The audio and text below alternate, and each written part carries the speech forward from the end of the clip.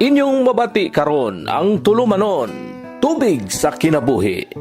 Ang tubig sa kinabuhi, hatud kanato sa GCIL ug watersoflife.net.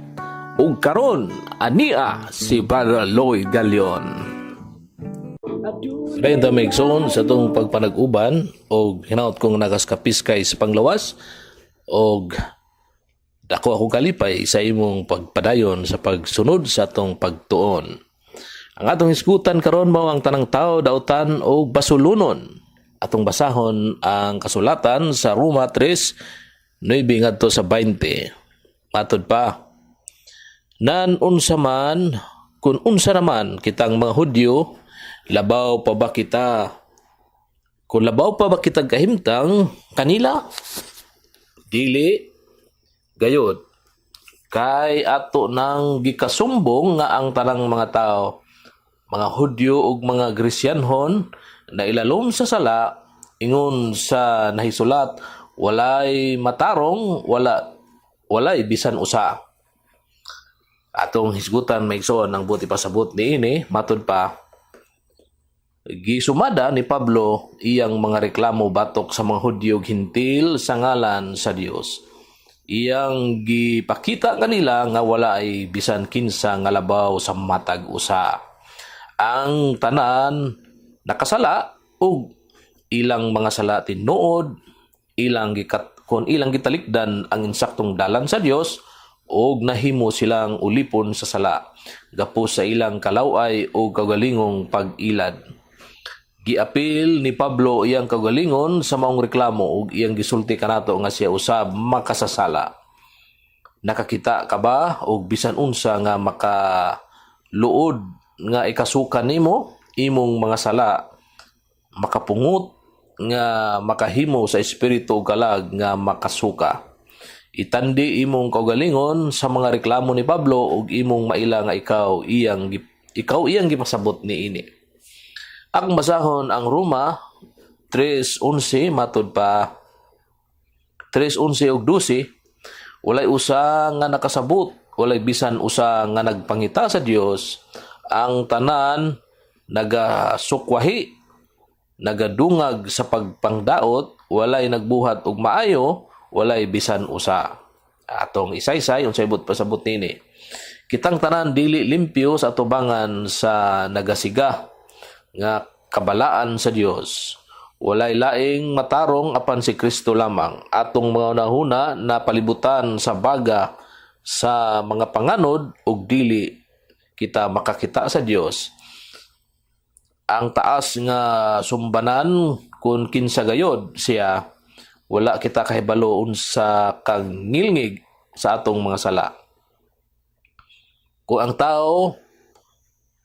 tao lang unta mangita sa himaya sa Dios aron lang sila mahimong batid, apan ang uban nagsubay sa ilang kagalingong paagi, midikit sa ilang kagalingong dungog, nagapos sa ilang mga uwag o nangitag sayon nga kinabuhi. Tanan tao na wala ug walay nagsunod sa hustong dalan. Tanan kita dautan og nasayod kita, kay ang atong konsensya nagtug-an kanato. Atong basahon ng Roma 3:13 matud pa, ang ilang tutunlan mo'y usa ka lubong inukban, ang ilang mga dila ginamit nila aron sa paglimbong. Ang lala sa mga bitin anaa ilalom sa ilang mga ngabil. Okay, atong isa-isa yung sabot niini. Ang paggadautan sa tao makita sa iyang dila. Kitang tanan mamumuno og tigpatay. Tungod kay kita ang hinungdan sa kadaot og paguba sa dungog. Kalipay o kalinaw sa ubang tao pinagi sa kahait sa atong dila. Atong gihiluan, atong palibot pinaagi sa bakak, pagbutang-butang, pag-insulto o makauulaw nga binuang o kitang mga andakan sa Dios. Atong pagsupak sa pait nga biyay-biyay sa atong mga baba. Wala ta misunod sa pagdisiplina sa Dios o wala ta kahibalo nga dili ta angayan bisan unsa kun dili paghampak ug paghukom. Atong basahon ang Roma 3:14-17 matud pa, ang ilang baba na puno sa mga panghimaraot ug sa mapait nga mga pulong. Ang ilang mga tiil maabtik sa pagdalagan aron sa ilang pag-ula sa dugo sa mga tao ug sa ilang mga dalan ana ang kalaglag ug kaalaot.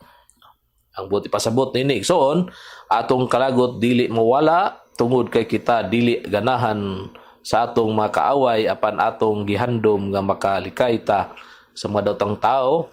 Ang mga tao nga gakalagot sa ilang mga kaaway maghilak og dugo tungod ang tao sa iyang kasuko mahimong bangis. Walay kalinaw sulod kanato bisan pa sa atong mga gipang istorya may tungod sa kalinaw. Tanang tao mamumuno og ang ilang kasing-kasing puno sa pagtamay og kasuko, pagkahambog tungod kay wala sila kahibalo nga ang Dios gugma, kamatuoran ug putli. Nawala ang ilang panimuot sa kamatuoran ug wala na ilang mayong sumbanan sa ilang gihulog ilang kagalingon sa lisod nga sitwasyon. Roma 3:18 matud pa, ang kahadlok alang sa Dios wala diha atubangan sa ilang mata. Tanang wala makaila sa Dios mga buang-buang ug ang tanang dili mahadlok kaniya walay kaalam. Tungod ang kahadlok sa Dios mao ang sinugdanan sa kahibalo ug ang kaalam sa usang balaan mao ang pagsabot. Ang pagkadili matuhuon gatubo karong adlaw ug ang mga tawo galihok nga murag walay Dios. Dili ta matingala tungod nini nga ang sala nagpalabi og mikuyanap kini sa kadalanan sa mga balasahon ug sa mga kasing-kasing. Roma 3:19-20 matud pa, karon nahibalo na kita nga bisan unsay gisulti sa kasuguan kini gisulti ngadto nga anaa sa ilalom sa kasuguan aron ang matag usa ka baba masapungan ug aron ang tibuok kalibutan mahisakop ilalom sa paghukom sa Dios.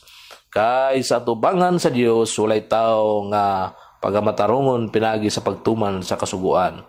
Kay pinagi sa kasuguan nagaabot hinuon ang kahibalo mahitungod sa sala. Atong isaysay ang mga Dios nun sa daang testamento mga makasasala man usab tungod kay ang balaod nagdala nila aron maila ang sala. Tinuod nga ang balaod nagsaad kanato sa gasa sa langit kung sundo nato ang mga sugo apan walay taong makasunod sa maong kondisyon. Sa panahon na ningkamot nga makabakod sa atong kagalingon paningkamot, ang atong daotang pakiglambigit makita sa atong dugo. Kita takos sa silot sa Dios ug ang tanan natong gilimos na hugawan sa atong kahakog ug wala tay nakita nga pabor gikan sa Dios. Muyon ka ba niining prinsipyo ni Pablo?